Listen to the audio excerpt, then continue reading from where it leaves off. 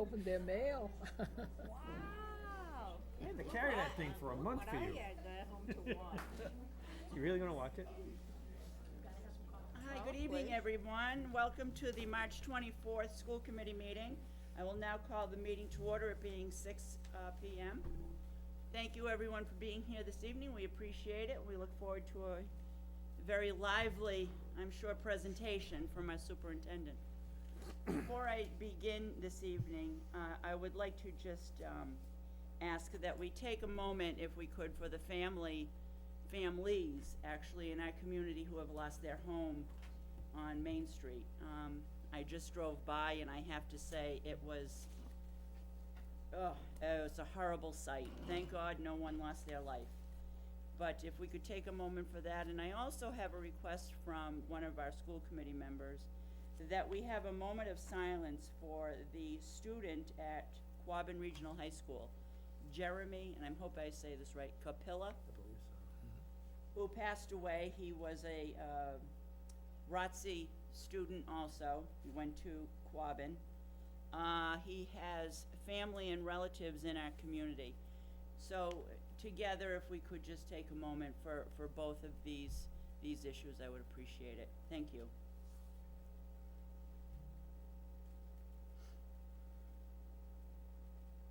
Thank you, everyone. I appreciate that. We will now begin the meeting. First, we have some meeting minutes to approve and clean up, so we'll do that first. The first, the first date will be the January 27th meeting minutes, please. Do I have any corrections, changes, additions, deletions, comments? Do I have a motion to approve? So move. Thank you. Do I have a second? Second. Thank you. All in favor? Aye. Five in favor. Thank you very much. No, one abstain. Abstain, Mrs. Oh, I'm Anderson. sorry. Thank you, Dan. One abstention, 4 affirmative. The meeting minutes for February 10th are next. Changes, questions, additions, deletions? Do I have a motion to approve? So moved. Thank you. Do I have a second? Second. Thank you. All in favor? Aye. Abstain. Abstain. Mr. Coonan will abstain, 4 affirmative. The next date, I'm going to pass this one to Mr. Coonan since he chaired that meeting. Thank you, Ms. Ennis. I entertain a motion to approve the minutes So moved. of March 10th. So moved by Mr. Ascot, Second. seconded by Mrs. Walker. Discussion, additions, deletions? Being none, all those in favor, please say aye. Aye. Aye. Motion passed, 3 in affirmative and 2 abstentions. Thank you.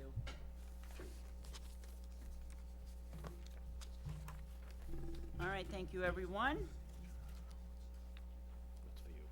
This is usually the biggest meeting of the year. As we all know, our school budget is one of the most important responsibilities we as a school committee have.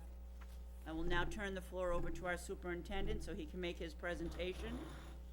After the budget presentation, I will open the floor for any questions or comments that anyone would like to make. It is a lot to digest. We just got this Friday, so it's a lot. I've looked over it about 3 or 4 times now since the weekend, and it is, it's a lot. So good luck, Mr. Superintendent. The floor is yours. Thank you very much, Mrs. Ennis. I'm going to go up to the smart board and I'll give my presentation, and hopefully the audience can see as we've shifted the floor, as well as folks at home, and I'll try and make sure that I highlight everything that's on screen. Can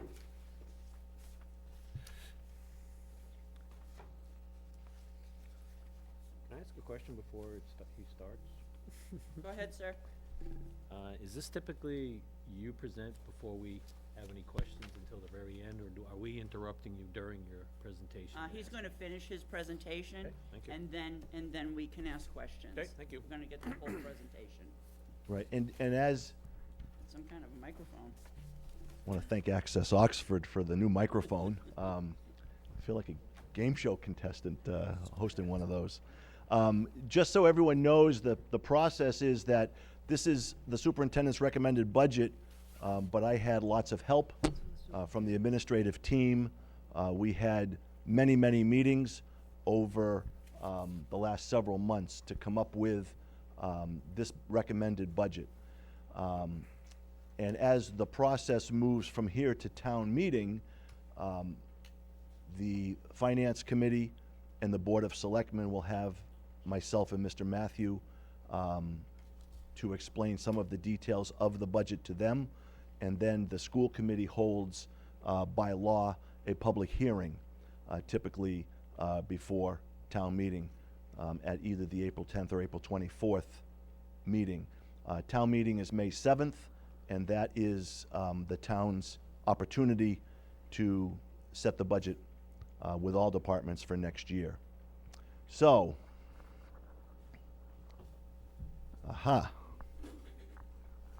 excuse me 1 minute.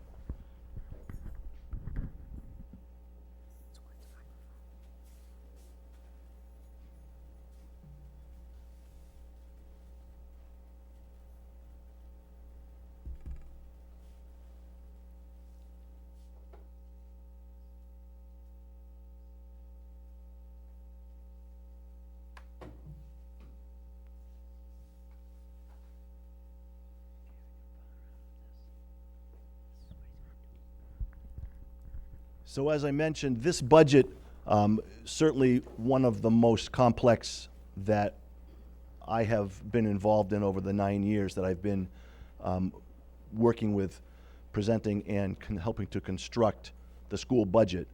As you will see, there is a lot of layers to this, and certainly as Mrs. Ennis mentioned, there's an awful lot of material to digest in one sitting.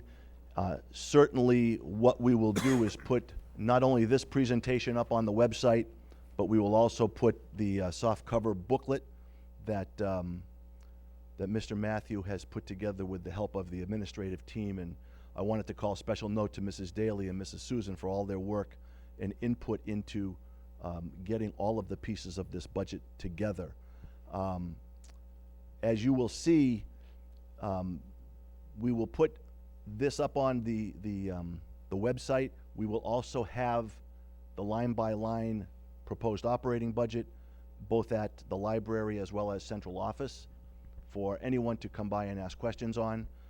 And certainly we'll put the soft cover, which has a lot of information in it, up on our website. And in there, Mr. Matthew has really put together a terrific detail of the history of the school budget in Oxford, as well as some of the finer points of how schools are financed in Massachusetts.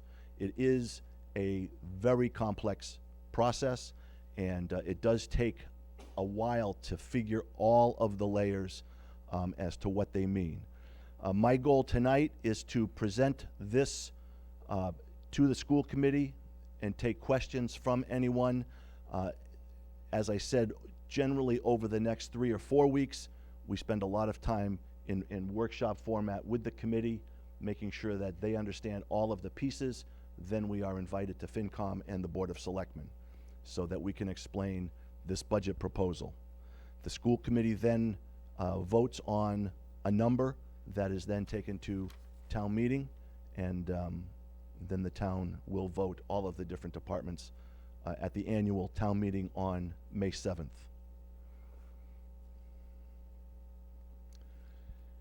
As we go through this budget presentation, there is a narrative. I'm not going to read every single word, but I'll try and condense it so that everyone at home can understand what the topic is. We have several budget drivers that are impacting how this budget was constructed. We will then go through the budget recommendation by department and the capital requests. Capital requests, we sometimes tend to lose sight of them as they are a challenge for the town to fund. However, as you'll see by what's in this capital request, there are several items that are must-haves. And then simply where we've been and where do we go. As you will see, the budgeted recommended number is very similar to the number from last year that was our optimal budget number. And, you know, it is simply based on the town's ability to raise revenue and how the town wants to divvy up the one pie that we have. And so it is my obligation to the students to make sure that I present a recommended budget that we believe will meet the needs of all of our students for the 14-15 school year, otherwise known as the fiscal year 15.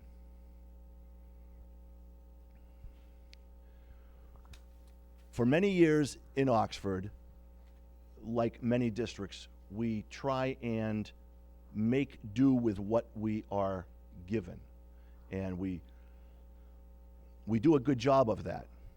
However, we have seen that that is not enough, which is why this request is the same as that optimal budget request last year. We know that it is a complex world facing our graduates, as Mr. Murray is about to find out, and we have to make sure that our students are prepared. All of our students, from the neediest to the ones that need a lot of support to achieve, to the ones who are at the top of the list. We know that our students continue to be transient and highly mobile. We have one of the highest mobility rates for a non-urban district in the Commonwealth. And the data tells us that the students that are mobile are some of the most difficult students to get them to achieve.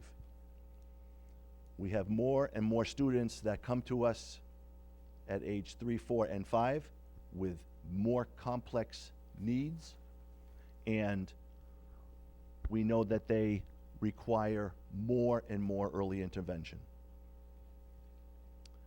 We also know that we need to compete with other types of education. We know that Bay Path, our regional vocational high school, attracts many of our students. We know that some students elect to choice to other districts. We know that some go to charter schools. We know that a few also opt for private schools in the area, and some are homeschooled. So the challenge is for us, as you will see from the funding formula, to attract and keep students here in Oxford, because that has a direct impact on our budget. And it is very, very critical that we address that, and I believe you will see as we go through here that it is a very big concern to make sure that our students can attain and achieve here all 12 or 13 years of their education in Oxford. The recommended budget shows a 7.4% increase. However, you will see that that number can be broken down by other components that may be picked up on the capital plan. It's about $1,143,328 more than the FY14. It includes $294,000 that is requested in the capital plan, if the town were to choose to elect those to pay that. Then that comes off of the operating budget request. It also includes a one-time expense of $250,000 to support Project Coffee. Again, the feeling is that that is a program that can flourish, needs to sustain, and with the law that is being put in place, districts hopefully will have more of a need to utilize Project Coffee. If the capital budget can support the request of the $294,000, then the requested increase would be 5.52%, or $849,288.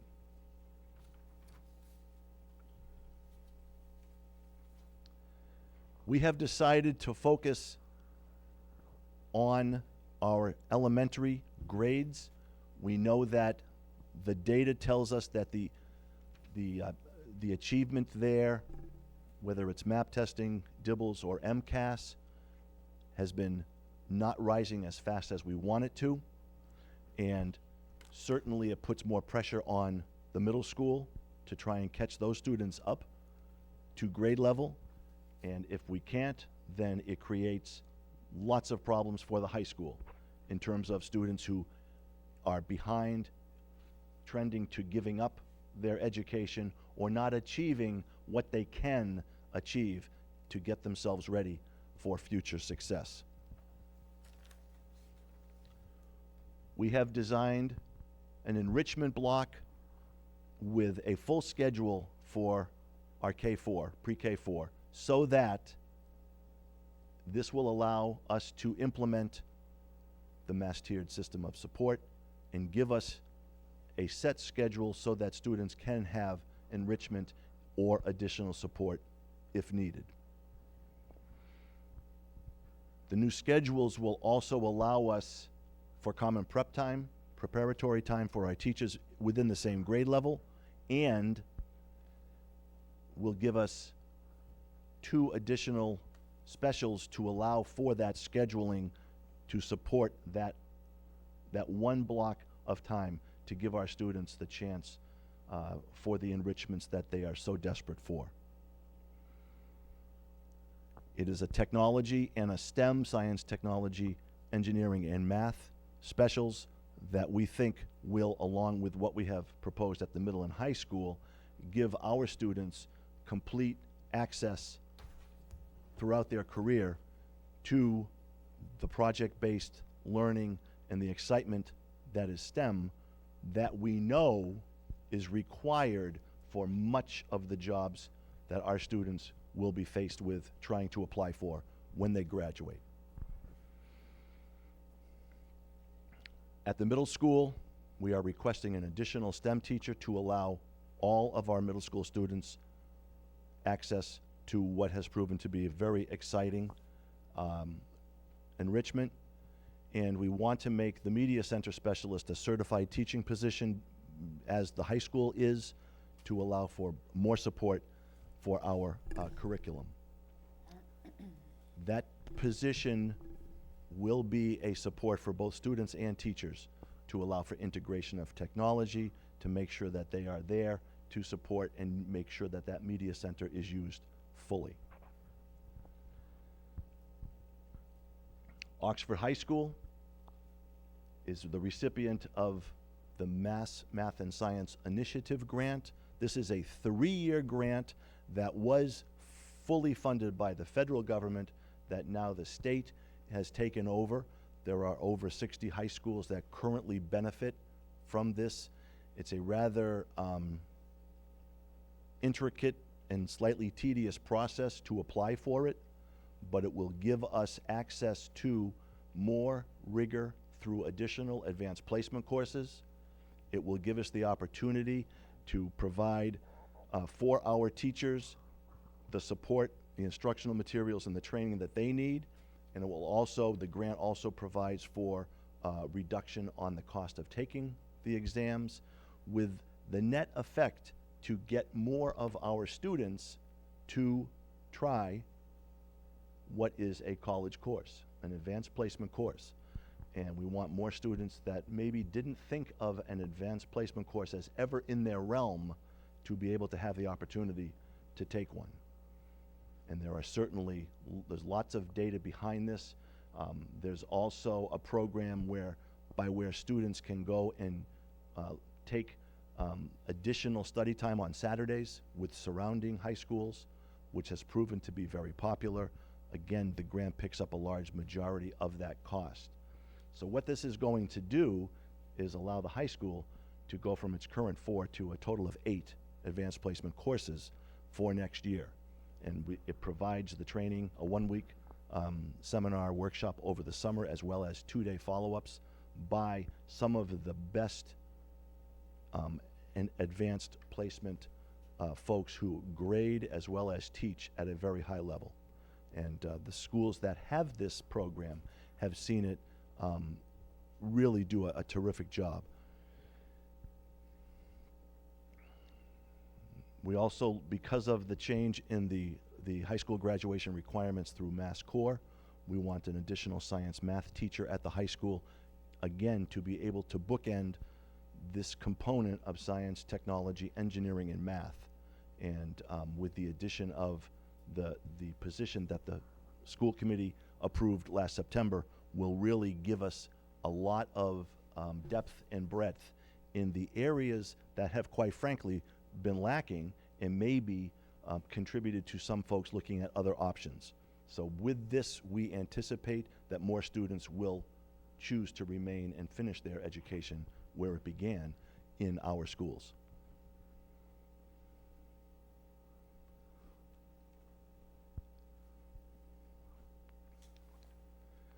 We are also advocating for a new administrative position, an instructional specialist that would support our professional staff to implement specific teaching strategies to increase the depth and breadth of the instruction. Other districts have used this model with great success, and it is immediate and it is quantifiable. Because much like all of us, when we go and use services from professionals, we want to make sure that they are using the latest techniques. You wouldn't go to a doctor who hasn't had any professional development since med school. And you certainly wouldn't get on an airplane with a pilot that hasn't done anything since flight school. So we want our teachers to be proud of where they work and proud of what they do, and we want the supports available to help them improve, so that ultimately, and I had the equation in the district summary, that great teaching plus great learning equals great achievement. And this is certainly going to help us. As many of you remember, last year we looked at our K-6 math, and we're not happy with the scores. We had a difficult program in everyday math that didn't allow students to get access help from parents. It was difficult to follow. Certainly the transition out of everyday math was a challenge for some of our students. We went to Envision, which has a lot of technology, which really has been modeled by the same folks that are designing the park assessments, and we think that we will continue to see great strides there. We also know that we needed to do the same for our English language arts, especially in our younger grades, to provide our students with the base, the foundation to build on strong achievement. And so we had a lot of folks look at many different programs, and the Wonders series from McGraw-Hill was the unanimous choice. And this will fully align the curriculum to the new standards, and also I think really give the continuity for our students to be able to access the all curriculum, not just English language arts. As we know, much of the other areas of study all come back to how well you can read and how well that you can understand what you're reading. MTSS, which is Mass Tiered System of Support, we have been trained on. We are going to fully implement this model, which allows students to move into additional support. It is not a sentence for the whole year. It's for targeted support for students so that they can work on the skills that are in need of improvement. And along with our co-teaching model, will, we think, give all of our students, and especially our students on IEPs, a chance to really improve their level of achievement. So we have some things that really make us take note of what we should be doing and how we can add additional improvements to really get us where we want to be. One is our accountability status. Next is our current state initiatives, of which there are several. The needs of today's student, our curriculum resources, and technology infrastructure, which, as we will see, is only continuing to grow in its need for public education. Every district in Massachusetts gets an accountability status every year based upon their a variety of metrics. One of the most important, obviously, is MCAS and maybe PARC, if that is adopted, along with the performance indicators of graduation, cohort dropout, 4-year and 5-year, attendance on the state tests. We, the first year was 2011-12, and this was a direct result of Race to the Top and the federal government no longer wanting to reauthorize the law of the land, which governs public education. And that's a law that I'm one of the few that remembers, the Elementary and Secondary Education Act of 1965. It's been called other things throughout the years. Most recently, it was tagged with No Child Left Behind. There were a lot of components that were good in that law. There were also a lot that people struggled with. And so, in order for us to access Race to the Top dollars and to make sure that we could get a waiver from NCLB, then we had to, the state then came up with a way to assess the accountability status for every district.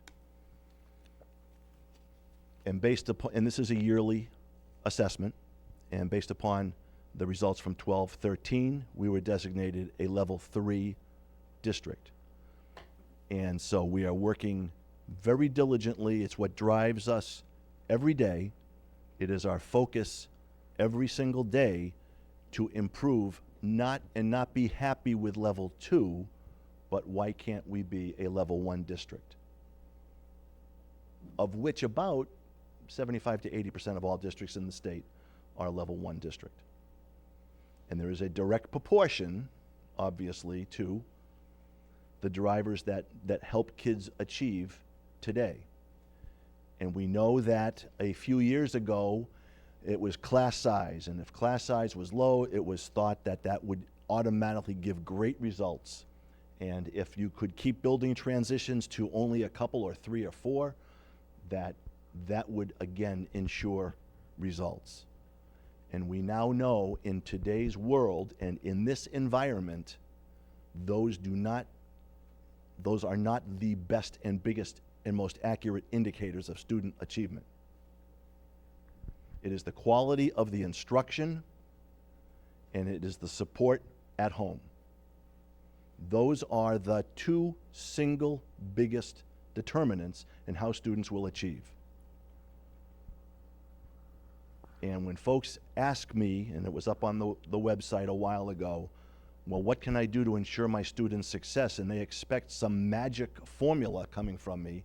It's really quite simple. Make sure your students are in school every day that school is in session, on time and prepared. Make sure that they get a pretty good breakfast and a pretty good lunch and supper so that they have the fuel to learn.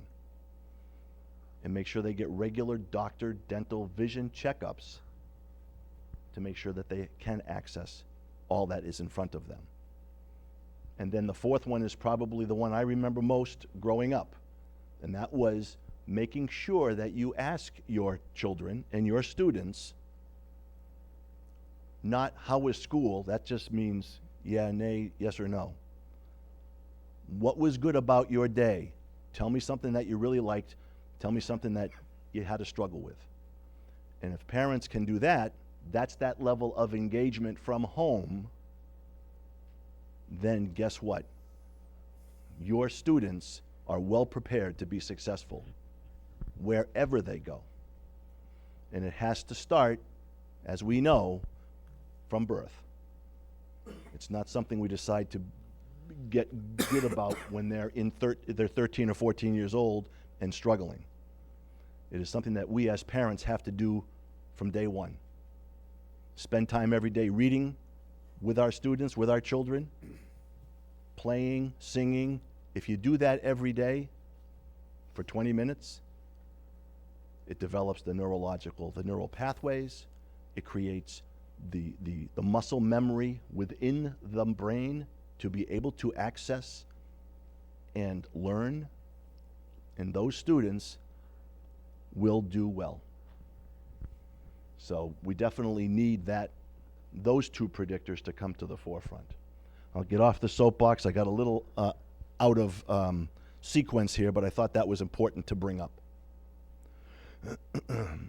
So we are a level 3 district. If we become a level 2 district, and we hope we do because we have certainly been working hard at that, it doesn't really change the work that we're doing, but it does give everyone a tremendous morale boost because we can see the fruits of our labor. Because we are entrusted with your children every day for 6 or 7 or 8 hours a day, and it's most important that we take that role seriously every single day. It's the number one goal to move our scores forward, to allow our students more opportunity to achieve, and to make sure that we do not fail in that regard. Because as we have said, students don't get a do-over. Children get one chance doing what they do. And so we are designing this budget, and we have spent a lot of time coming up with this recommendation, this recommended budget, to address just that. A lot of what we are doing, we are not doing just to make everyone's lives more challenging. I'm talking about staff. We are doing this because we are a level 3 district, and the state has mandated that we must work with the Central Mass District and School Assistance Center staff to improve our quality of instruction, to understand better our assessments, to learn how to interpret data for good and positive change. So a lot of what is on our plates is a directive or is a result of our accountability status.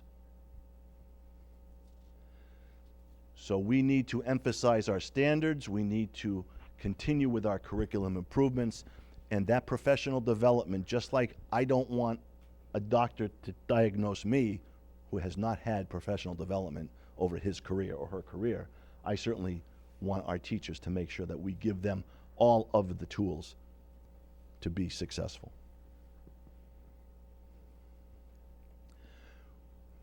We have a lot of state initiatives. Every district is facing this across the Commonwealth.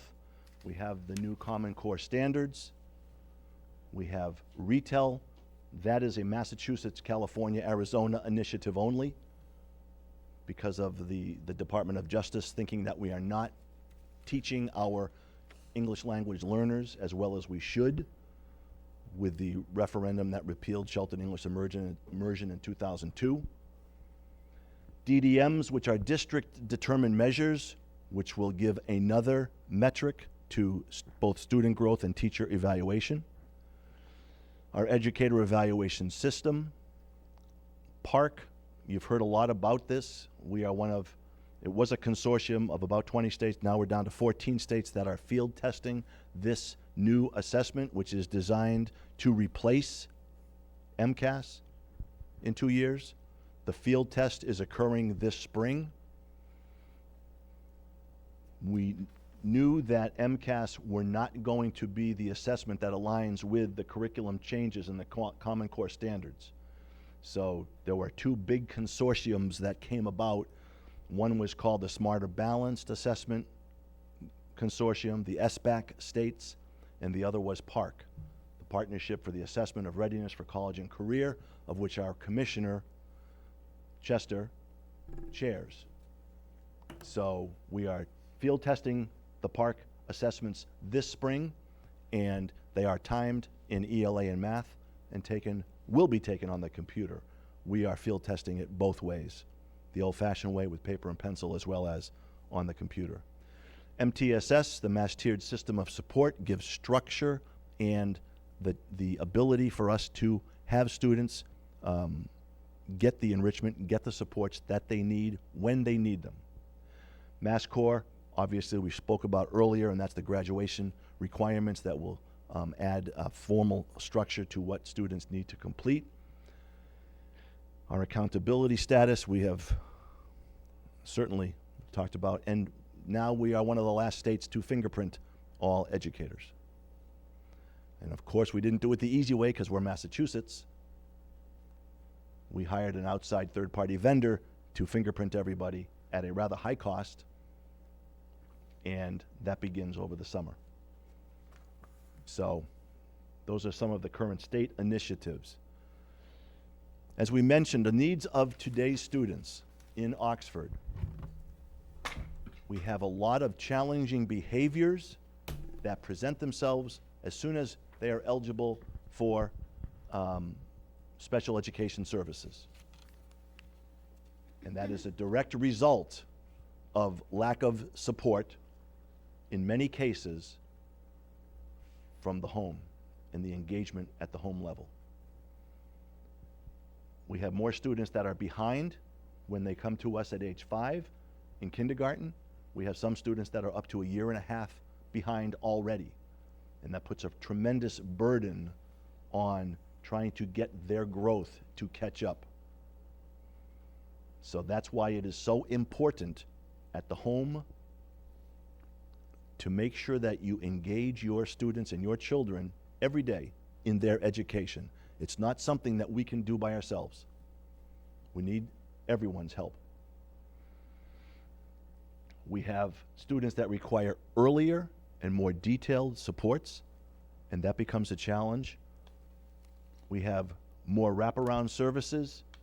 You know, in the old days that I am familiar with, teachers simply taught. That's all they had to do. And today, they need to do a lot more.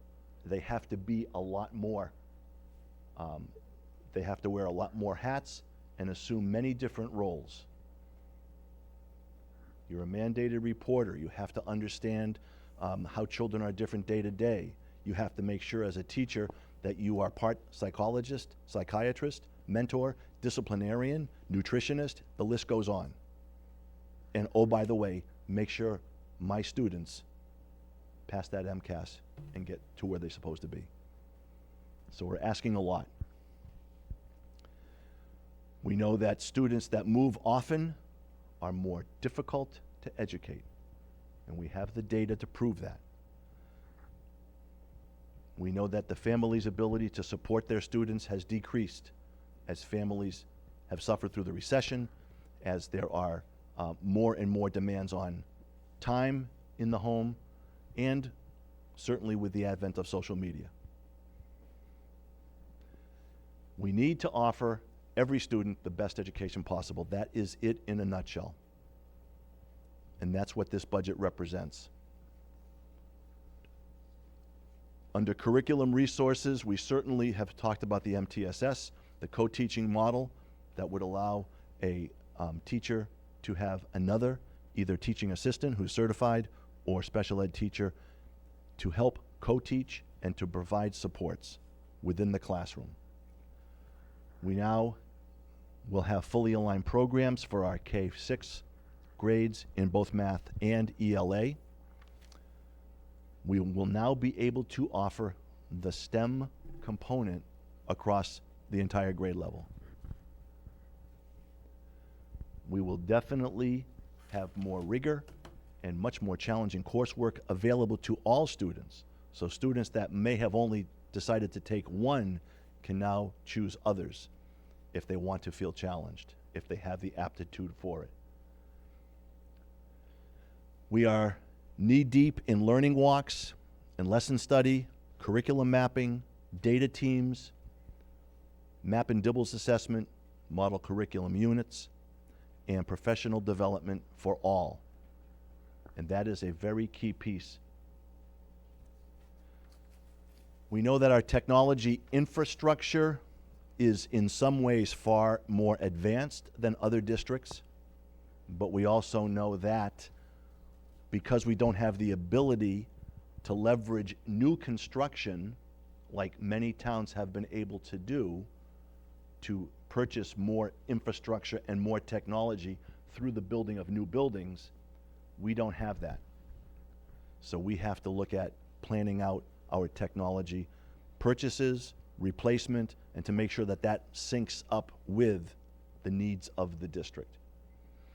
We know we have a middle school phone service that the last time it went down, we had to find the part on eBay to fix it. That's not acceptable in today's environment for safety or security or compatibility with the rest of the district. We know that we are going to have to make an investment in wireless at some point if we want to have our students keep pace with the challenges of today's world. And we know that it is rapidly changing. When Mr. Murray was in 3rd or 4th grade, Facebook was not even on the horizon. And 6th grade, I think, or 7th grade might have been when smartphones came out. And tablets have only been around since 2010. So we know that we're going to have to find a way to get students to be good digital citizens and understand that what they do out there on the World Wide Web is forever and has an impact on your future, both in terms of schools that may or may not take you, as well as employers who may or may not want you, based upon what you did online, on your Facebook, on your Twitter account, on Instagram. So it is very important to have that piece available, but also equally as important to have students who know how to use it and the ramifications of the power of it. We know that many of our resources are already converting to digital formats. That's only going to accelerate, which is why it makes the challenge of purchasing instructional materials that much more of an interesting conversation. And we know we're going to have to continue to monitor how to replace what we have and what we need going forward.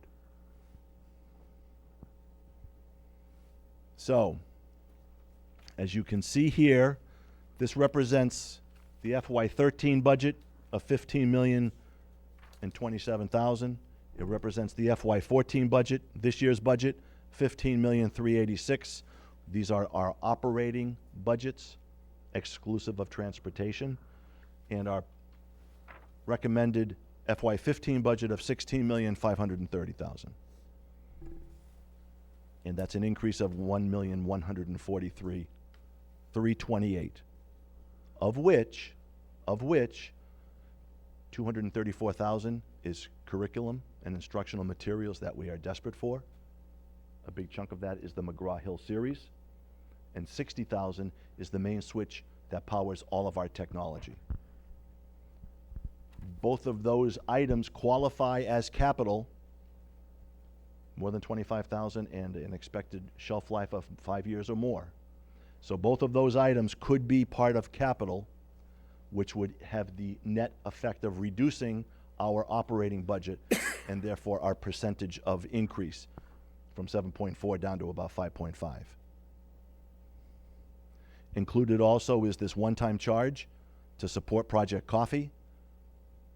I think folks that have been in town for a while are very familiar with all of the good that Project Coffee has done over the years. It is certainly a challenge now for other districts to support that program, and so our recommendation is to put in that as a reserve that we may hopefully not need, but if we do, it would provide for meeting the obligations of a very, very strong alternative program for one more year. while the jump seems substantial, $1.1 million is $1.1 million. It's a lot of money. The net total of 16.5 is very comparable to other towns in our size. And we have that comparison available that we'll put up online, as well as we'll have the hard copies at the central office and library. And again, the challenge for us is to advocate a number that we think will support all of our students. But obviously, the challenge for taxpayers is to slice up the pie, and only one pie, so that it supports the services that the town needs. And I think that is why, you know, certainly at the public hearing coming up, that is why Mr. Matthew or myself will be available at central office to answer questions, to help take folks through the 1,200 or 1,300 lines that is a school budget, and to understand the funding mechanisms behind it that and what they do to support it. I think it's also a good, it's very, very fair to say that this town is financially very well run. And I want taxpayers to know that they get a very big bang for their tax dollar. And the work of the school committee, of the finance committee, of the board of selectmen, along with the town manager and the chief financial officer, Mrs. Folio and Mr. Zaneski as manager, have really done the right thing. We are now asking for support here.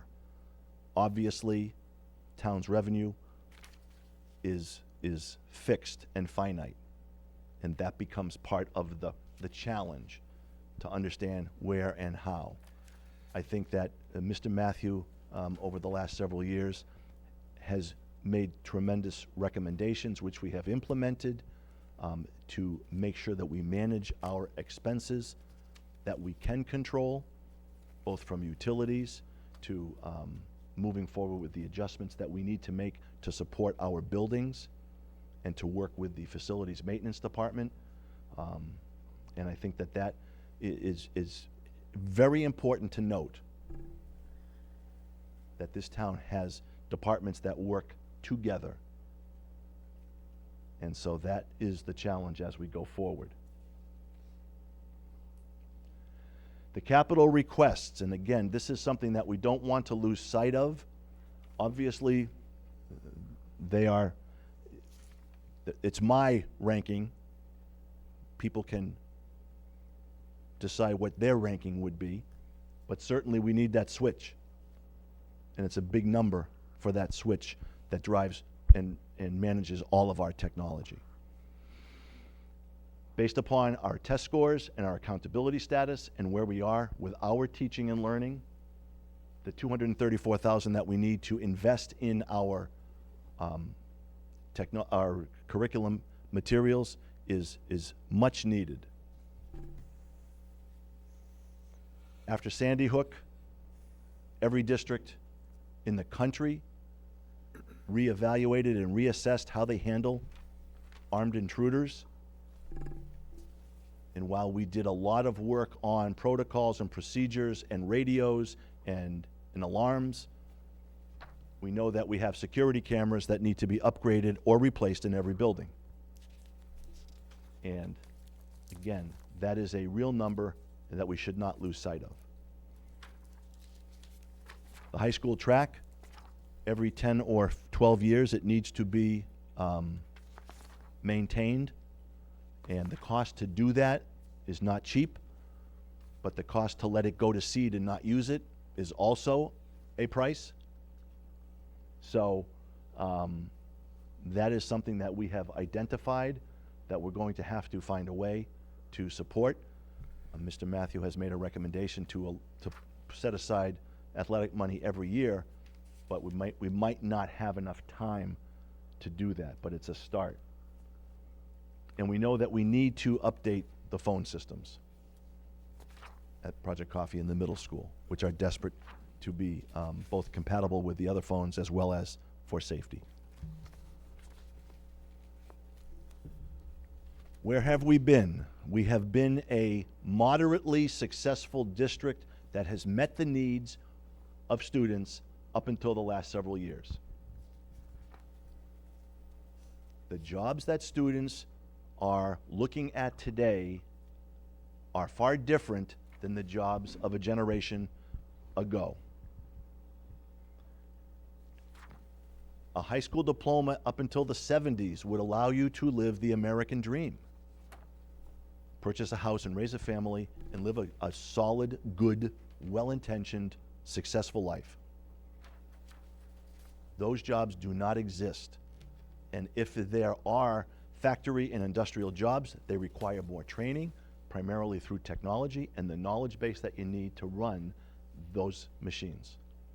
It is far different than what was needed in the jobs that were available a generation or so ago. We know that higher education always has been lamenting that they get students who need remediation in the basics of English language arts, math, and some science. We are addressing that through the rigor and through the continuity of curriculum and programs. We know that the workplace accesses social media, and there will be folks that will not get where they want to be. Certainly not as easy a path as they would like if they are not cognizant of that fact. We need to ask the town, the taxpayers, the voters, the parents, the members of the community who don't have students in the system or who have students who have long graduated, at what level can you support our current students? We know that we have a public education system that was designed a long time ago, and where you see students that and districts and schools that are successful, they've been able to adapt to the current model, which is only going to evolve even faster. I was driving in, I think Friday, and the trivia question was, what was invented and first marketed 30 years ago? So it was the end of March 1984. It was the first cell phone. It was made by Motorola, and it cost $3,995. That was 30 years ago. I think my first cell phone was 10 years after that, and it was down to $300. But it was still a bulky Motorola flip phone. And so we can all point, as we get mature, to see the changes that have taken place, and those changes are only occurring with more rapidity. And so we have to evolve. We can't teach the same way we taught. We can't learn the same way. I memorized the periodic table. I still know a lot of them, but it doesn't really help today. What I need to know is how to access that data somewhere that's reliable. That's what I need to know. We have to look at it as an investment. It is doing the right thing for our students. And we have to become adept, more adept, continuously to improve at defining the problems we face, analyze what all of the solutions and options are, and then implement the best one and move forward. So I know that there are some specifics that I hope we can answer. I encourage everyone watching to check the website tomorrow. We will put up all of the documentation on the website, both the presentation and the soft binder that has a tremendous amount of information about the school budget and the financing of public education and how it impacts our town. And that will be up, and then, as I said, I'm sure we'll be discussing school budgets at the next two meetings in April, 14th and 28th, I believe, and probably one of those will be the public hearing that we have to have, and then the school committee then will vote the number to bring forth to town meeting. So it is a busy 6 weeks, and certainly we will try and let folks know and be very open to to questions, other solutions, and have that ongoing dialogue as we go through the process over the next several weeks. So,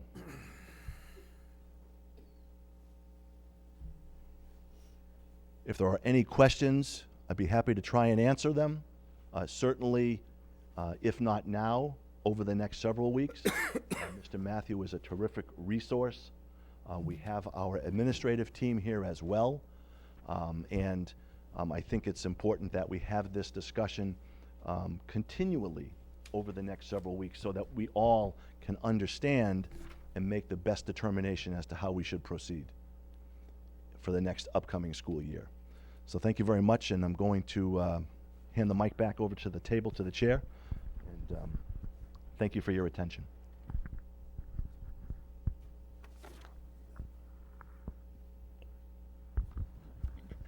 Okay, thank you very much, Mr. Himmelberger. We appreciate your presentation. It is a lot of information.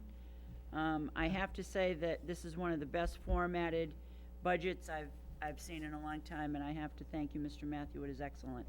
It is very friendly to read. It is nothing that no one could understand. It's easier. It's very well explained. It's laid out well. So thank you very much for all of your hard work with you and your staff. I appreciate that. I don't know if the committee wants to start off with any questions or comments, but I will let you do that if you'd like. Nobody has anything? I do. Okay, I'm going to, Where do you want to start? well, who wants to go first? Yeah, Rob, Or you can go first, and then I'll. It doesn't, Jan, do you have anything? I have something, yeah, that's Why all don't we right. start with Mr. Coonan? Figured we'd just go down the line. All right. Thank you, Mrs. Ennis. Thank you, Ms. Hellenberg and Mr. Matthew. You know, especially to the administrators and the representatives from all the schools, districts, departments that made it out tonight and also contributed in formatting this budget. This budget is a work in progress. It's a tremendous work in progress. And at this stage of the game, being very early to budget season, really nothing should be left off the table. If there are any other ideas going through the budget, like, hey, we really need this, we really didn't need this, this is what the school committee's got to know what our students need, our teachers need, our administrators need, all the way across the board. The budget process is very, very transparent, and I'm very happy, and I thank Mr. Sapuka from the Finance Committee that stopped in tonight. I think it's one of the first time my tenure on the school committee that a sitting Finance Committee member came to the board to go through our budget. And if he has any questions at all, either the board, Mr. Matthew, Mr. Himmelberger, to help you answer that, along with anyone in the group, in the audience. But back on this budget, it's very similar to what the vision was for last year. And we came short with that. Part in the budget process is, yes, we asked for tax dollars. And my first question is going to be about the tax dollars, is that there's a formula through the state that dictates funding by the town, the net requirement. Does our budget incorporate that? Do we have a net requirement figure from the town or from the state of what they'll be contributing towards our budget? As Mr. Coonan says, Chapter 70 is the primary funding source the state gives to every district, and then they also set a required net school spending amount, and whatever the difference is from the Chapter 70 number to the required net school spending amount is what the town, by law, must raise and appropriate for their education. Now, because Chapter 70 is rooted in numbers from 1991, 1992, Chapter 70 today does not begin to address the true cost of educating students. And so, we all know that things have changed since 1991 and 92. But that's what Chapter 70 is built upon, so that teacher salaries, utility costs per student, special education costs, insurances, all of those were based upon from then. So districts routinely spend 130, 140, 150% of what they are required to spend just to keep pace.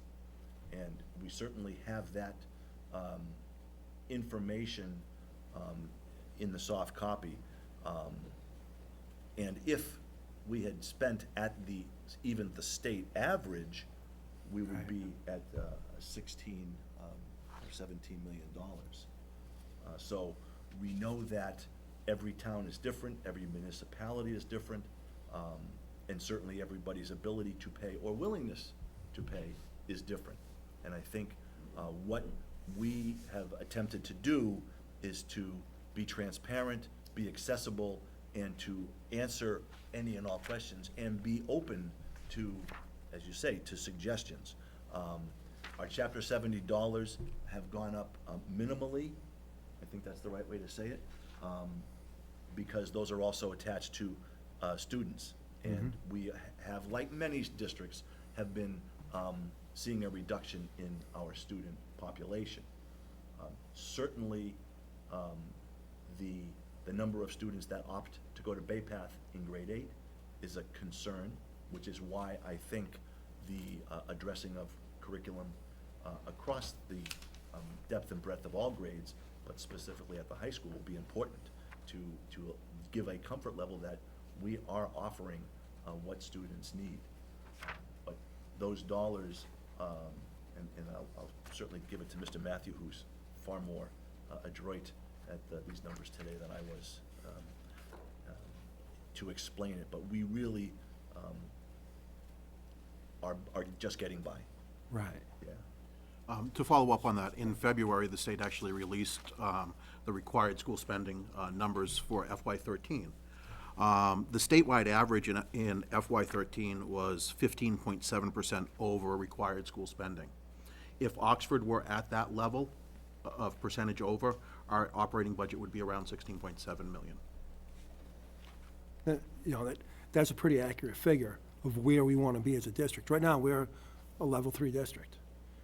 And I said it last year, I'll say it again, and I'm preaching to the choir, to people in the room, but the people watching at home, is we need you to come to town meeting to advocate for your schools, to advocate for the budget, to get on the phone with the school committee members, to call your school and say, this is what my child needs.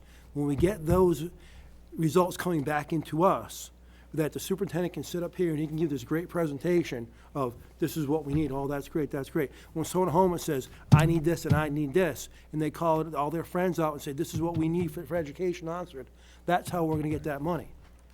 And it's stuck, we're stuck on a number. And when we get stuck on a number, if you look at town meeting, to bring people into town meeting and have the ability to stand up and say, we want more. Until we get to that, until we get into the front of the finance committee and the board of selectmen, and we demand that education be at that level that's gonna get us out of level 3, this is where we can move. When you fund at level 3, that's what you're gonna get. Mr. Himmelberger? And just to echo, we have really looked at all of our costs that we can find efficiencies in, and Mr. Matthew has done a terrific job of going through line by line to understand how we can procure things better, how we can purchase some of the things that we desperately need to run a district. And we have really, I think, done a terrific job as a district at making sure that we cover the efficiencies that we can. Right. And now, that next few dollars, and again, this is a, you know, on the grand scheme of things, $1.1 million is a lot of money. Yeah. But it's money that is necessary and money that that we need to keep pace, so that we can attract all of our students to stay here in Oxford, that they can be successful. And, you know, my job and the administrative team's job is to advocate for a budget that will do that, and that is what we have done. And again, I welcome anyone to stop in if they want further explanation, or to debate the merits of it, or to offer suggestions. We would be very open to that over the next month or That's 5 right. weeks. Thank you, Mr. Holmer. Just one more point, just to respond to that. And you can see what the superintendent is doing in his administrative team, is that we're trying to piece together a district on duct tape. You know, to use the adage of, well, there's a hole in your shoes, let's put a piece of cardboard in your shoes, and they're still functional. Well, today we need a new pair of shoes. And this is what we really need, that shot in the arm from the taxpayers to be able to fund this budget that's gonna make the steps as you outlined here. I think you have confidence in your team, they have confidence in their teachers, the teachers have confidence in the students. What we need is confidence in the community to be able to fund this. And that's all I have, thank you. Thank you, sir. Mr. Westcott? Thank you.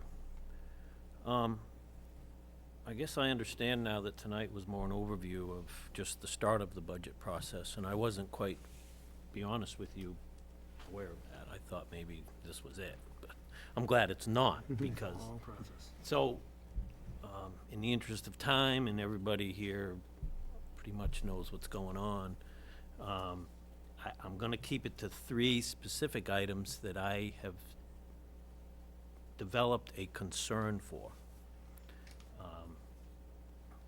And that's, the first one is administration costs, the next one is Project Coffee, and the last one is out-of-district tuition costs for special education. And these are items I'm happy to know now we're gonna have a chance to discuss further. Just to let everybody know that's here, my concerns, so that we can move forward from here. The first one is, if we're a level 3, and we say things like, we have significantly more challenging 3-year-olds coming into our schools with significantly wider behavior issues and educational abilities.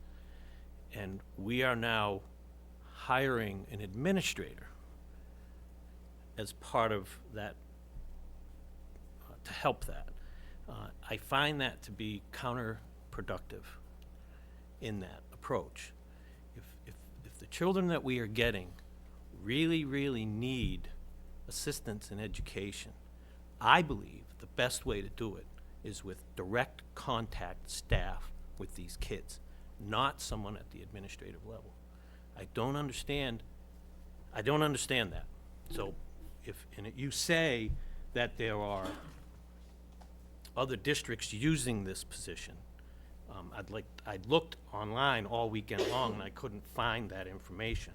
And you say there's been immediate and quantifiable results. It'd be nice to see that, because I'm still searching for it myself. I feel that our teachers already get teaching strategies in their degrees. A lot of them have master's degrees, and they get it there, and they all take professional development programs. And that program is already hardwired in place to give teachers new teaching strategies. So it still confuses me as to why we need another administrative position at $70,000 or whatever it comes out to be.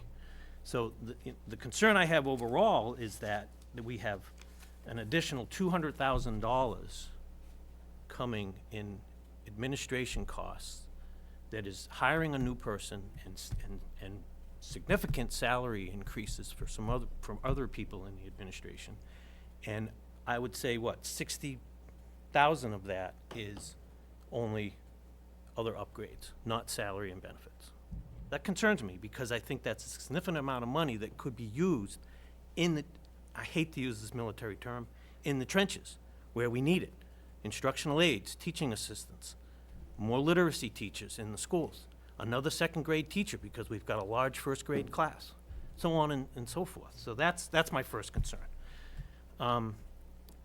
My second concern is, there appears to be, if you look, I mean, in the budget details, and I don't know if everybody has this, in the special ed, we have almost $500,000 in out-of-district tuition costs. I guess over the next several weeks, I need to be educated on why. It just seems it's grown significantly. And so there must be reasons, I'm sure there are, I just need to know why. Because it seems to me that that's a lot of money, and maybe we could develop our own middle school special ed program. I don't know how that works. You would better know that better, so. The last one is Project Coffee. You keep calling this a one-time expense. But yet you say we need to keep it sustainable. So we really don't know the future of Project Coffee with just this one-time expense. We're hoping the other districts need Project Coffee and send more kids to us. Or else this is going to be a regular line item budget for Oxford's school district budget for a long time, if that doesn't happen. And so I guess my point I'd like to make is you're asking the taxpayers to possibly pay an additional $250,000 to Project Coffee, but yet there's no budget for Project Coffee. And I'm hoping that we can see the budget for Project Coffee to know where that number came from, what data went into generating that number, and what it's going to be spent for, what staff is going to be maintained there or not, so on and so forth, just to help us better understand that number. And those are my three concerns. I really don't have specific questions about them, but that's, and if you want to try to, Duly noted, and and I think, I'm sorry. Go ahead. I'm sorry, through the chair, to Mr. Rassicot, duly noted. I think that the three that you raised are important and astute. I think that we can certainly delve into the data to at least give you that basis for where the thought process came from us, whether you, after seeing the data, would say, eh, or, okay, I see. That's something that we need to flesh out over the next week or two, but we can certainly do that. okay, thank you, sir. Sure. Thank you. You're welcome, thank you. Mrs. Walker? I'm sorry. Thank you very much. Oh, I'm sorry, excuse me, Mrs. Walker. Go ahead, Mr. Matthew. Could I just respond to Mr. Rassicot's observations, at least on the administration Sure. pieces? And Sorry, Mr. of course, we'll go over the details in detail separately, but we do have the new position budgeted in the administration. I don't know that it's thought to be an administrator's position, but one actually dealing directly in the classroom as their full-time, raison d'etre. They're going to be working with the teachers, in coaching and those sorts of things. 60,000 of the administrative budget is for the one-time network switch that we've talked about. Right. Okay, and there's 40,000 for contingency salary increases for contracts that have not yet been finalized. Okay. Okay, so Okay, so there's that's a the significant amount of money just in those three areas that account for a good portion of the increase in that. Half of it, okay. Thank you. It just, can I Go say a ahead. point back, Mr. Matthew? It's still, I understand what you're saying, that this person is going to be in the classroom, but we're talking one person, and we're talking a significant number of classrooms in the district, so I don't know. I'm still have my concerns. I guess because of my background and experience at universities and with the Air Force, I'm a really hard person to convince to add, and you don't want to call it an administrative position, that's fine, but to add what I see as another level of bureaucracy in the system, which just creates, just seems to create inefficiency. I could be wrong, and I need to maybe understand what the roles of that position is going to be. A lot of what you've spelled out in here seems like the curriculum coordinator is doing that stuff now. And for a district of this size, maybe that's sufficient, I don't know. So I guess, help me get educated on it over the next few weeks. Thank you, sir. Thank you. Mrs. Walker, thank you. Thank you. The previous speaker has so well laid out my concerns. And my background includes working in a improvement corporation in South Worcester for many years. And I was also one-on-one coach with students at Burncoat many years ago. And in our family, my husband's mother was a coach for language learners on a personal level, no money, all of this done one-on-one because there's a mess and it's got to be cleaned up. Now, there are a lot of people who don't know that they are endowed with abilities to sympathetically encourage students, not in a judgmental manner, and not look down their noses at somebody because English is their second language, but it was mine. And because it was mine, and because my parents cared and struggled, I excelled. I didn't know it was so miraculously that it happened.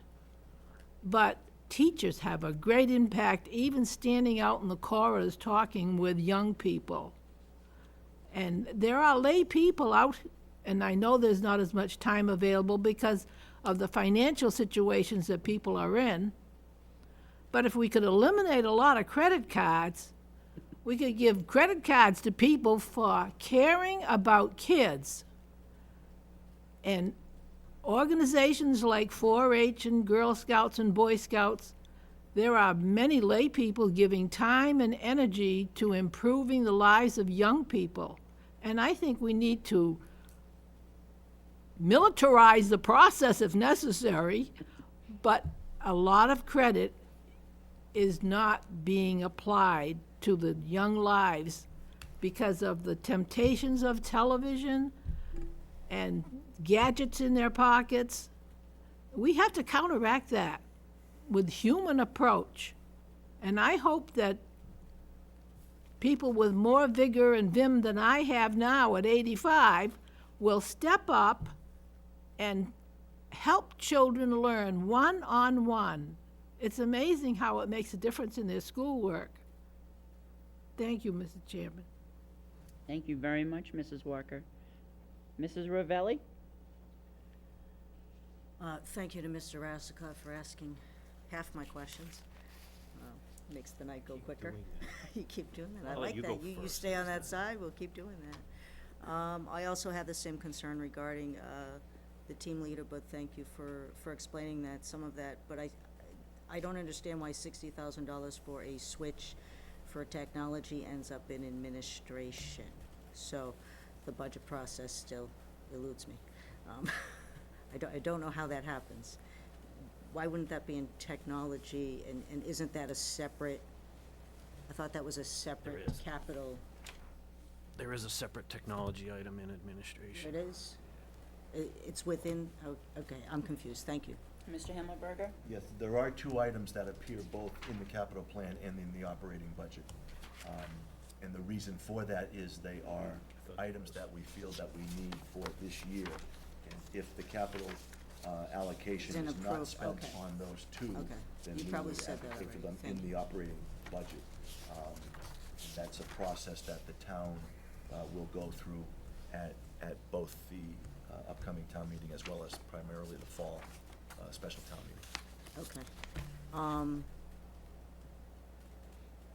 The STEM teachers, 2 STEM teachers, I noticed, one was at the middle school and one was at the high school. The high school, it was pretty clear that's grant funded?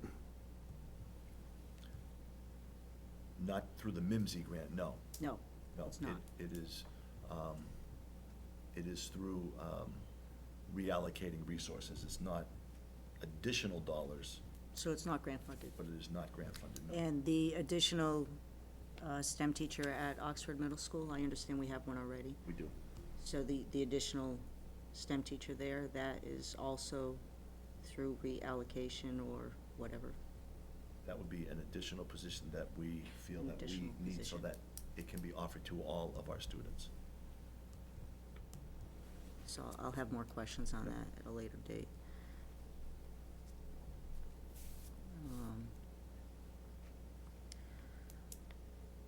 It's, and I know you've said it a few times, that this budget is very similar to the budget that we would have liked to have seen last year. And I think my only message really is that sooner or later, it's time to pay the piper. Sooner or later, you can't fall behind any longer. We're falling behind. If people don't know and realize that, level 3 means you're behind. Level 4 means you're worse off. That could also happen. That is within our reach. We don't want to go there. No one wants to talk about that. But I think that if we don't push again for this and request it well in advance, so that we're ready for town meeting, well in advance, I don't know.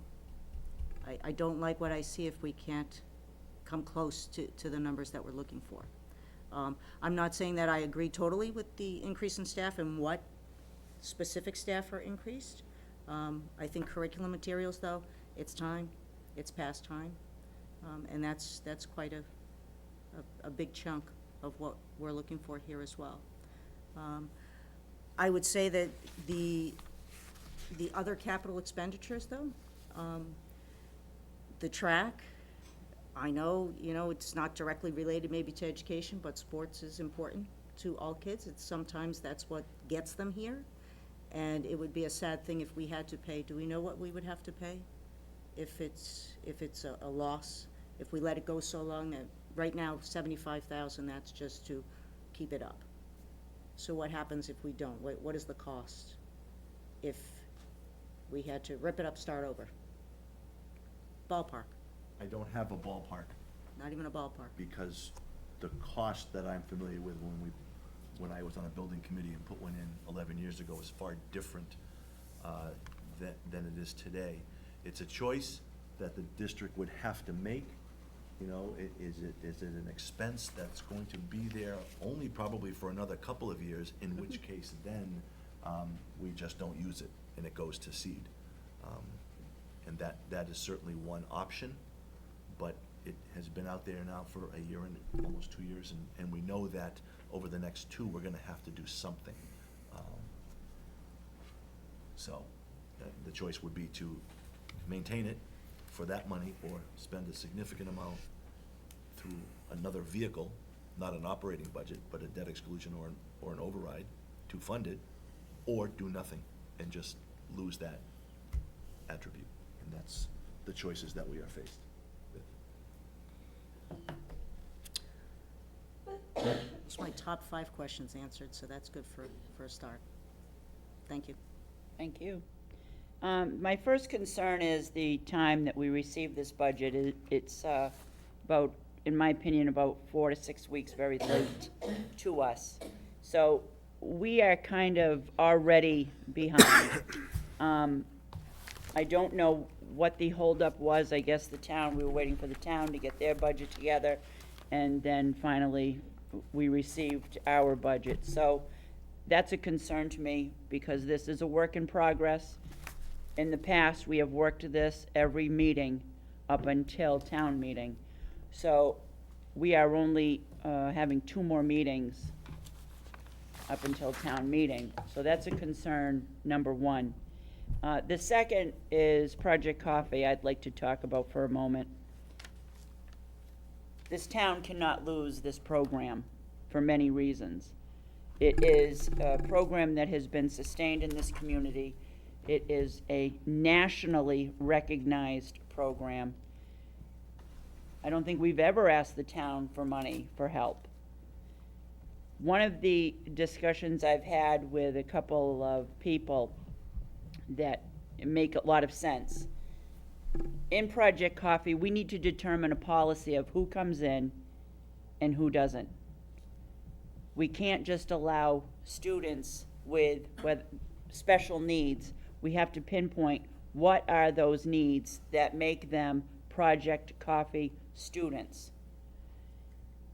Our own community, I don't think, as far as I understand, and if I'm wrong, correct me, the town of Oxford does not pay tuition into Project Coffee for an Oxford student. Is that correct? That is the way it has been aligned Okay. up until this year, yes. Hence the need for $250,000. That must also change. That is a dramatic, especially with our Project Coffee students in the town of Oxford. The current enrollment, I believe, is mostly Oxford students. Am I correct there, or no? No, but the gap is narrowing. Okay, Yes. okay. All right. So in that, I will say that I will support that $250,000, but I will only support it if we put together a policy of what is the target student that comes into coffee, and it must be a one-time. So that there, and also we must bring to the town and to our Board of Selectmen that tuition must be paid in for Oxford students. It would be paid in if they went to the high school, it would be paid in if they went to the middle school. Why are we losing it under Project Coffee? It's not fair, it's not right. So that's my second. Every district pays a great deal of money for testing. All of this testing that we have to do. I'd like to know if we have any kind of breakdown of how much we pay for our testing. I don't know if we have that tonight, if Mr. Matthew has a number of MCAS, we have to pay for it. Whatever testing, if we pay for the MAP, how much are we paying for all of these tests? The other, you don't have to give me the numbers tonight, this is all for discussion if you don't have them right at your fingertips. The other, the instructional specialist, that has to be created by this committee, that job. So just so everyone understands, we should see a job description in regard to that, and it is up to us if we create that position, because it is a new position. So, and I also have a lot of questions on this instructional specialist. I've never heard of it, so I would like more information, and if you could send to the committee, if you could by the end of the week, give us a full rundown of this type of a position. And let me see, I think that's all one other thing. I have been asked all over to have another forum. Here's a perfect reason why we need to have it. So I am going to ask for the school committee's support and having a forum for parents like we had at one other time on April, I'm going to throw out the date of April 16th. It is a Wednesday, and I'd like Mr. Wells to, if he could, let us know if we could have the cafeteria, as this room was not big enough. We need a larger room for that evening to have a parent forum. The only two items that are on the agenda will be school security. Everyone wants to know what's happening in the schools with the security systems and the budget. And then what I would like to do is be prepared for our budget public hearing on the 28th. At least parents, townspeople will be able to come in and ask questions in a more relaxed atmosphere, just like the last forum. The turnout was great. I think that the turnout will be great again because everyone is looking for it to happen again. So that's where like we say, it's a work in progress. I have a feeling, ladies and gentlemen, and it will be the pleasure, of course, of the committee, but I think we need to have 3 meetings in April because this was presented so late to us. This is probably the largest budget I've seen in 11 years. It is the biggest dollar figure we've had. So in saying that, I think to do our due diligence, I think we need to add a meeting. And I will let everyone, be at your pleasure to do so, but I really think that we should tuck another meeting in. Other reason why, we have to evaluate our superintendent. So if we could have 3 budget meetings, and they don't have to be on Mondays, if there's another evening that's better for everyone. And my last item would be, are we presenting to the Board of Selectmen? That I would have to determine with the town manager and see what the appetite is. I would hope that we could. Okay, when I get home, I'm going to just pop off a quick email to Chair Sad and ask him when is the soonest, and will we be also presenting to the FinCom? Okay, so if we could get those dates, April is going to be very busy, obviously, it looks like here. So to prepare for town meeting, to do our due diligence, if we could just add those dates. What I'll do is I'll send out a couple of dates and see if we can make it work. And if we can, we would have to set up Access Oxford so that they could be televised, so the people at home can see the work that we're trying to do with this budget. Again, I thank you for the presentation. I thank all of you for all of your hard work. It's a daunting task. We all know that. This is one of the things that, in my opinion, are the hardest job. It's one of the hardest jobs that we have, is to present, promote, educate everybody about this budget. It's very difficult. It's not easy. A municipal budget is unlike any other budget. So please, people at home, if you have questions, the superintendent and business manager, their doors are open. Call us if you have ideas. Email us. We're happy to hear what you have to say. So, in saying that, I am going to, anything else in regard to this matter, in regard to the budget? I guess, just to reiterate, we can get a Project Coffee budget for one of these meetings, Yes, as a matter of, so we can get an Go ahead, idea. sir. yes, I've taken down all of the requests from the committee, and Okay. for everyone, we will have that, hopefully by the end of this week, emailed out to you, and certainly available hard copy so we can discuss. All right. I'm going to go out of order real quickly. Is there anyone from the floor that has any comments or questions? Come on up, sir. Yep. Mr. Batar, if you could just, your name and address, and we're just going to put it in the record. Sure. Thank you. Name is Samir Batar at 60 Old Webster Road. I go by Sam. I just had a couple of questions. I was at the forum that was held in September, and at that forum, there was a discussion about, I don't recall if it was music or art, but there was some program that was missing in the middle school. Does this budget include restoring that program? Mr. Hammelberger? Your memory is correct, and we have had those discussions all along this process. There are two positions that we have asterisked that we would like to bring back, but we are unable, given the constraints here. Obviously, you saw where the focus was, but we feel strongly that, yes, we are in need of art at the middle school and a second performing art, music, chorus position at the high school. And both of those have and stand on their own merit. We looked at all pieces of it, and as the administrative team deliberated, both of those we know we are going to have to get to Mrs. Ennis and Mrs. Ravelli's points, that there are investments that we need to make, but based upon the number and the size of it, we at this time simply have them as, yes, we need them, they've got to come back for the discussion. And I think everybody in the room that worked on this shares Mrs. Ennis's frustration that it took so long. I think there were two pieces of it. One was, we started the process in November, which historically was a good time to start it. But due to the complexities and the give and take that took so much time and so many meetings, and the fact that the town, starting last year, was later in producing their revenue budget, that both of those factors were in play.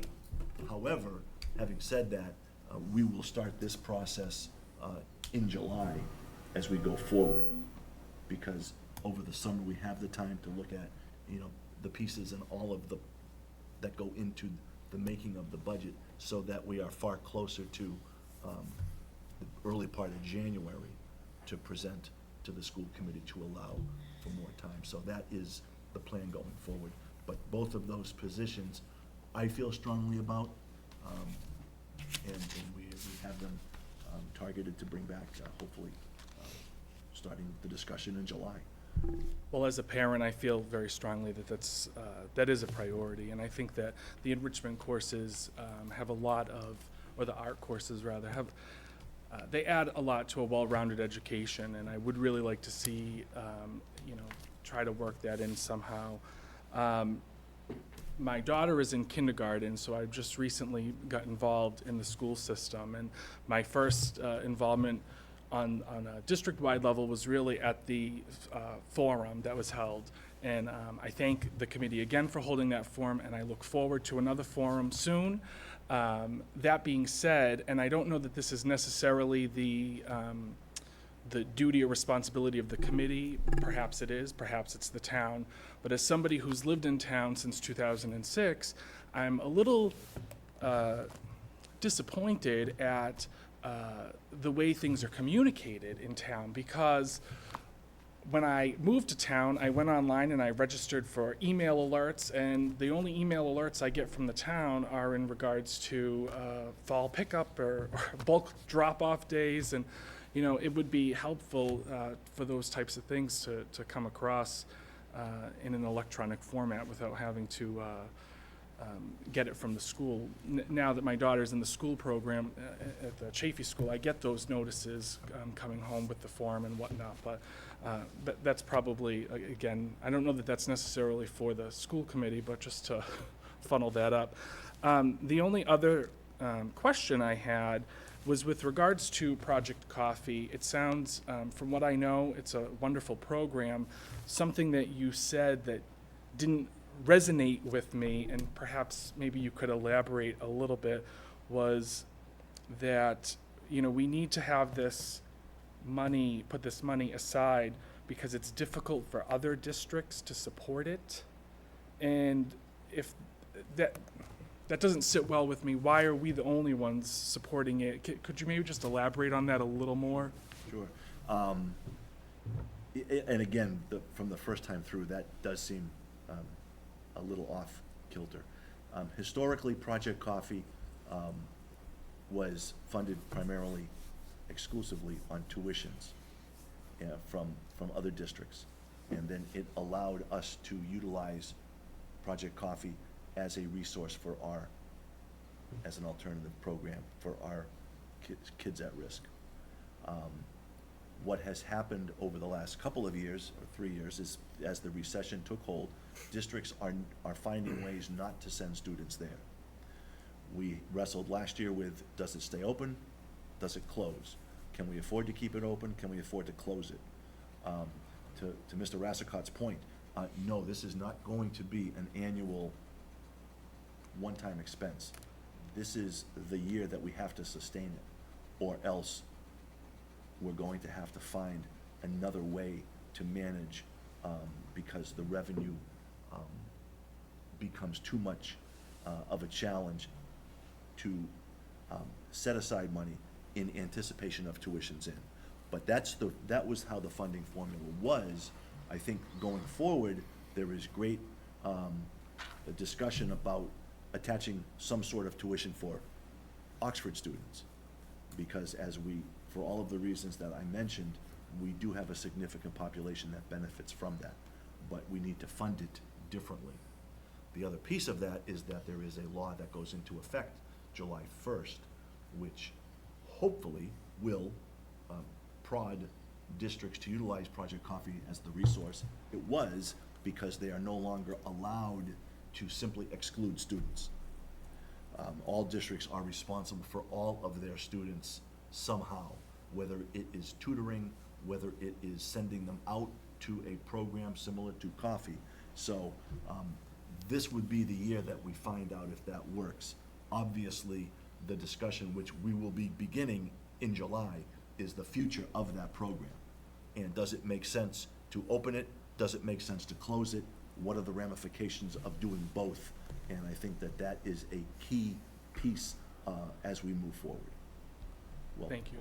Thank you. And I will do everything I can to get all of the younger people that I know in town, registered voters at town meeting, because I think it's very important that the town support its schools and the future of the town. So thank you. Thank you, Sam. Thank you Thank very you. much. Thank you.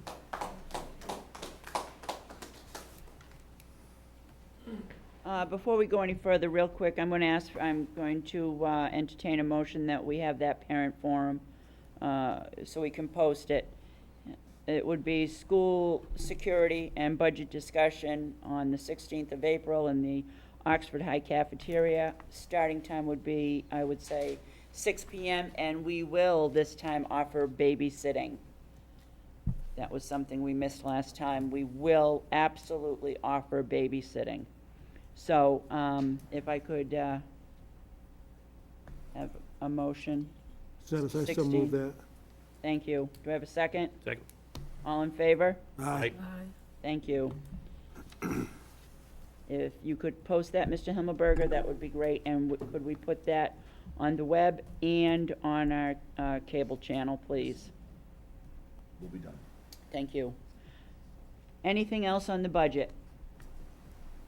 I'm gonna close the floor. Let's see. Benjamin, your turn. Thank you very much. To begin with, today, in this very room, actually, we held a blood drive.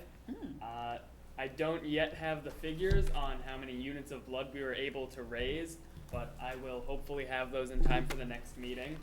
Tomorrow, on the 25th, we will be holding an assembly for Spread the Word to End the Word, which is a program designed to end the use of the R word, retard or retarded, in modern language. So we're going to be holding an assembly to kind of rally the students, get them all to pledge not to use the R word themselves, and try to curb the usage of the such hurtful language. The following day, Wednesday the 26th, we will be holding a day of silence in this school, in which students will be allowed to pledge not to speak for the entire day for the same cause. It's almost like if you don't have anything nice to say, then don't say anything at all. And the point is that people will notice when their voice isn't heard, and it's going to be an impact in the quietness of the school. What date is that? Wednesday the 26th. Good day to come visit, huh? Does that include texting? I'm not sure. On think Friday it the should. 28th, we will have our long-delayed winter carnival that was supposed to be a month and a half ago, but due to snowstorms, it has been delayed until this Friday, and we will be hosting a dance that night. And finally, on April 10th, we will be holding our widely popular volleyball tournament. So that's always something anyone can come to watch. See Oxford's finest amateur athletes try to play volleyball. Try. Very good. Thank you very much. All right, next on the agenda, Mr. Himmelberger, do you have anything else for us this evening? I do have just a couple of things, I think the boys will hold out. One is I just wanted to say thank you to the administrators here tonight for all of their day-to-day dedication to our students. It is reflected in the work and the seriousness of purpose that they put into this budget. And I certainly want to also thank them for a terrific start to MCAS. And in every place, we are poised for success. And we look forward to those results. Also, the middle school musical is this Thursday, Friday, and Saturday. And you must have a ticket to get in, so make sure that you buy them either at the door or at the middle school office. And my last wish is for school to be held on Wednesday. So we'll keep our fingers crossed. Thank you. That's right. Yeah, you'd be all set, I think. Thank you very much. Mr. Matthew? Just two things. One, I'd like to thank everybody involved at the administrative level for helping this budget come together. You know, there was a lot of give and take in terms of format and presentation, and everybody chipped in more than their fair share, so thank you all very much. Secondly is the memo to the school committee that was in your packet regarding the Cummins Road closure. We do have a little late-breaking news. Our local transportation actually can cover this, so we don't need to have Durham, but right now, I'd still like school committee to approve which direction they'd like me to go, if and when that changes, because what time is it? Oh, it changed again. It is sometimes that quick moving. So there's really two options here. One would be to pay Durham to rent one of their vehicles to provide the service. You know, that's a couple of grand that quite frankly, I'd prefer not to spend unless we absolutely had to. The second option would be to allow a Durham driver to drive one of our local vehicles. That would be no cost, but there would be the slight risk, or the risk, that just as earlier in the fall, when we put the Chafee Express 11th bus run on, if there was a bus breakdown mid-route, there would be a longer delay in getting a replacement bus out. How often do buses break down, really? It happens a couple of times a year, and obviously, because we're going to make this decision, it will happen in this period. Yeah, right. That is the law of averages, unfortunately, but the no-cost option would be my recommendation to the committee. Thank you. Any comments from the committee? Like to entertain a motion? I'll make a motion to, Do you have questions, Sue? no? Do you? Yeah, I do. Oh, I didn't know if you do. did or not. Go Okay, I ahead. won't make a That motion. was quick. What was my question? Hold on one second, Mr. Escott. There were no, okay, so there are no concerns at all regarding insurance, et cetera, because they're driving our vehicles and all that happy hoopla? I'm still waiting for the town manager to 100% absolutely guarantee that there are no concerns. So I would have a concern voting on something if we're not sure about what the liability is. If there was a liability, obviously, I would come back to the committee and let them know, or not execute it and go a different route if we Okay. had to. All right. Thank you. That was it. Okay. All right, Mr. Escott, you were gonna make a I motion? was gonna make a motion, thank Go you. ahead, sir. I make a motion that we accept Mr. Mathieu's recommendation of no-cost, minimal risk approach to this transportation issue. Do I have a second? Second, Thank you. All in favor? Aye. aye. Aye. 5 affirmative. And thank you, Mr. Matthew, very much. School committee members, Mr. Coonan? Thank you, Mrs. Ennis. First, we received an email this week from a resident citing what happened in, can't hear me? Try that. All right, thank you. This week I received an email from a resident with a student in the system referencing the situation happened last week in Douglas with the carbon monoxide poisoning. And I'm asked the superintendent and the business manager, do we currently have carbon monoxide detectors in the school? Go ahead, sir. Thank you very much, Mrs. Ennis, through the chair to Mr. Coonan. Currently, we do not, but that is because they are not required in municipal and public buildings by building code or statute. However, the cost to put a CO detector in each boiler room would be minimal, under $1,000, to give that level of protection, which I think would make everybody feel better. CO is typically generated from a single point. It is typically generated from combustion in a furnace or boiler room, and primarily more so in oil systems than in gas or propane, which we have. But certainly to address that concern for minimal dollars to make and give us that level of protection, we are in the process of investigating that with Mr. Dones to put those installed in every boiler room. Mr. Hillenberger, are we investigating it, or are we going to put them in the school? We are investigating the cost and where to purchase, and after we do that, they will be installed. Thank you. Yes, sir. Thank you. Thank you. Okay, finally, I've been asked, just to speak for a moment. We opened this meeting with a moment of silence for a young man from Quabbin Regional, Jeremy Capillo, that was killed over the weekend in a very tragic accident. Jeremy was a member of ROTC. He actually attended ROTC ball, sat at the head table. And resident asked me, I'm a father, I'm a teacher, a school committee member, is that as parents, and a lot of parents watch this, be very careful where your children are and what they're doing. It is not one thing that you never should have to put your child away like that. Never should have to bury a child. It happens. It's very sad. It's very tragic. That if we could look at this, if parents can just study and just communicate with their children, it's important to tell me where you are, what you're doing. That look at this life that this young man was going to lead. He did the Navy, accepted into the nuclear program. turned an upstanding citizen, model ROTC member. You know, we lost him. Lost a lot of good people, and he lost a lot of good friends. So again, just a quick message to the parents, as it is this time of season, when we're getting into the proms, getting to the graduations, to be very aware, and yes, due diligence of where your children are and what they're doing, to have those conversations. And this high school does a nice job.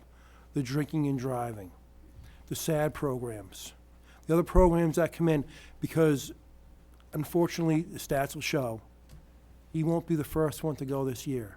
There'll be others.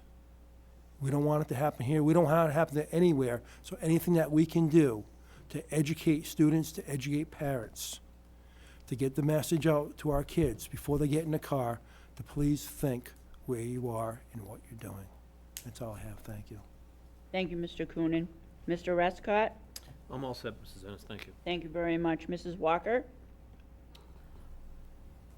I just hope people remember that anybody can help a child learn positively, absolutely.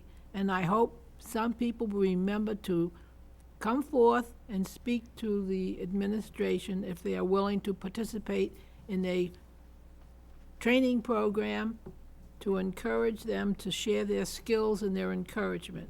Thank you. Thank you very much. Mrs. Ravelli? Just 2 points. I had the opportunity to see the star of the show over there at Mr. Oxford a few weeks ago. It was quite entertaining. That was only my second Mr. Oxford evening, and it was quite entertaining. I'll leave it at that. And the science fair. So it's nice to see that a science fair is here at the high school. It would be nice to see that continue on and expand maybe. Maybe we can get a little competition going with our neighbors. And I have to say that, quite honestly, I'm not looking forward to the next 3 or 4 meetings. This is always, there's a lot of difficult questions that are asked, and there's a lot of things put out there, but I know that you'll be able to answer them all.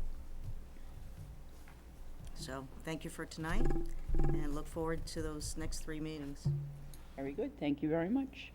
I don't really have anything, I just, as I said, I would let the public know when we have some college acceptances, and these have come to me from parents that are friendly with me. Bridgewater State, Holy Cross, Colby Sawyer, UMass Amherst, Assumption, University of Maine, and University of Connecticut. It's a pretty good list. And they're Wheaton. still coming in. Wheaton. And Wheaton, I didn't know about that one. No one told me about that one. And Wheaton, very good. And that's all I have. I will open the floor one more time. If there's any questions, come on up. Name and address for the record, sir. Dave Canarchioli, 53 Old Haworth Road, Oxford, also assistant principal at the middle school. This has nothing to do with you, Benjamin, but I'm just wondering why or how we could include the other schools in updates. Is that something we could look into as a committee, or? I'm missing your Absolutely. phone. Well, the student, Oh, the yes. student rep gives an Yeah. update, it's usually just about the high Right. school. Oh, So I was wondering how the position came about, and is there a way that we can incorporate the other schools Yeah, into yeah. it? I don't know how, it's always been here. Mr. Wells, do you know How did how you the get here? student Well- rep started? It started at, It's always been here. I believe it started at the reform. long before I. Yeah. Go ahead, Mr. Weinberger. The student advisory to school committee is part of Mass General laws. Right, but Came in can every he form. get information? Is that all right? If- Absolutely. Now, how would we want to do that? Would we want Mr. Well, that's just, Wel- I mean, it didn't have to get decided tonight, I was just Well, why don't wondering we? if there Because was a we got a way, budget to, if there was a way, maybe. It'd be good to decide that tonight. go ahead. Just a Would it, thought. would it be feasible, in your mind, to have an 8th grade representative come to the meeting and do the upgrade, rather than have Maybe the high once a school month. Could be somebody representative from the do that? student I mean, and you could, What about, that would be an excellent experience for that person. One at a time, please. Wait, one at a time, Sue. Well, That would be- Right. Mrs. Ravelli just asked me, well, what about K through 4? Now we're talking asking a fourth grader to come up and present what's going on at Clara Barton. I don't know, I'm all for this idea. This is a great idea. I think I don't Oh, know, and I don't again, know it's- how far down we Benjamin want does to a bring great it, job. but. He does a great job with it, If I but could got a second recommend, grader to come up if I could recommend that it goes back to the administrative council and allow the administrators to work it out and please bring it back to us. It's fine with us. Go ahead, sir. Mrs. Ennis, I'd be all in favor if Yeah. if you had an eighth grader you felt comfortable with, or rotating through. I know Ben comes every week, every meeting, once a month, maybe one meeting through the suggestion administrative council, an eighth grade to come one week, and then those schools come another week. That it wouldn't be an every week thing, and then to put them very early in the agenda. Sure. Yeah, if the Yeah. eighth grader may be able to stay. or at least have a representative in each building that Yeah. could communicate with Benjamin, and he could just read the updates at least, at Oxford Middle School this week, or at Clara Barton this week. Just something that gets each building some sort of Right. recognition or some information out there, so that, the parents and the kids can hear that, so, Sure. Very good. Thank you. thank you. Thank you very much. Anything else from anyone? All right, now we'll close the floor and entertain a motion to adjourn. So moved. Second. Thank you. All in favor? Aye. Very good. We are adjourned. Thank you, everyone. Thank you very much, all of you, for coming in, your hard work. I was scared, because I was gonna say Thanks, Ben.